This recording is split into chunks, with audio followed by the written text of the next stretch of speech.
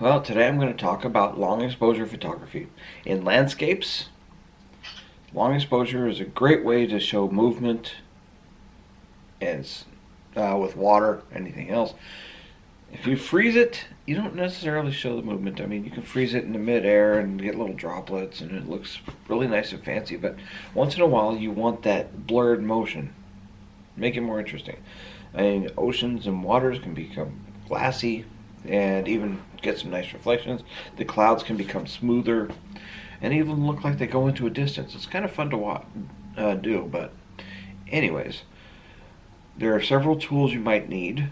First off, always have a tripod. That's a very important thing. Long exposures, most people, even steady people, cannot hold a camera steady by their hands for longer than about 1/3 to 1/4 of a second, right around there. And I've been known to get lucky and hold it steady for that 1/3 of a second, but it's rare. Now, another tool that's very important in something like this is something that allows you to use longer shutter speeds. Now, you can use a polarizer, but you got to make sure that the settings are lowest. So, like your ISO setting, which is your speed setting, go down to the lowest setting. Now, some cameras it's 100, some cameras it's 200. Go down to as low as you can. Take your f-stops and go up to like f22, things like this. This will give you the longest exposure you can expect. That'll also put everything in focus, the f22. And I guess all the way up to f32.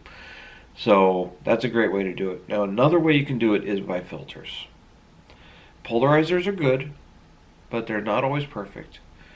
But neutral density filters are the best way to do it. And you got it from anywhere from 2 stops to 10 stops to 16 stops. Otherwise known as like ND 2000 is actually 11 stops, I think. Yeah, it's 11 stops. ND 1000 is 10 stops. It basically doubles itself. So ND 2011, yeah. Anyways, here's what we got going on. This is my newest filter. It is a neutral density filter. Now it's going to be hard to see at first. I'm going to try to do this.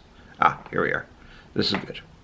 This is going to help me to show you what's going on. This is a variable neutral density filter, so you can change its settings. And then go back to original. This one gives me several options to choose from for the settings. So it's like if you have a without the filter, it would take 1/3 of a second. It could become 3 seconds. Things like that. So this gives you that versatility to do long exposures, make the photographs look more glassy, more smooth, and kind of give a dreamy look to waterfalls, things like that. So it's a very fun thing to do. This is a picture I took recently, right here. It is a spring point light. It has the glassy of the water. This was a 1-minute exposure. And as you can tell from the clouds have been kind of smoothed down, kind of look like they're going in a certain direction. So it's a great way to show the movement of the clouds without actually freezing it. So that's about it. Now, I know there are always more questions than answers. This is just an overview. This is nothing fancy. I'm not going to go into specifics without actually going out into the field to show me actually doing it because, well, right now it's too dark. So I don't even need a filter right now.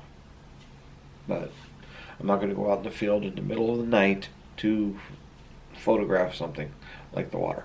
So, especially when it's that cold. So that's about it for today. If you like this video, please hit that like button and please share it. And if you haven't already, please subscribe. I appreciate each and every one of my viewers and subscribers. Oh, and in the comments below, leave me any questions that might have been left unanswered by this video. That way I can cover it in a future video. So thank you, have a nice day, and enjoy.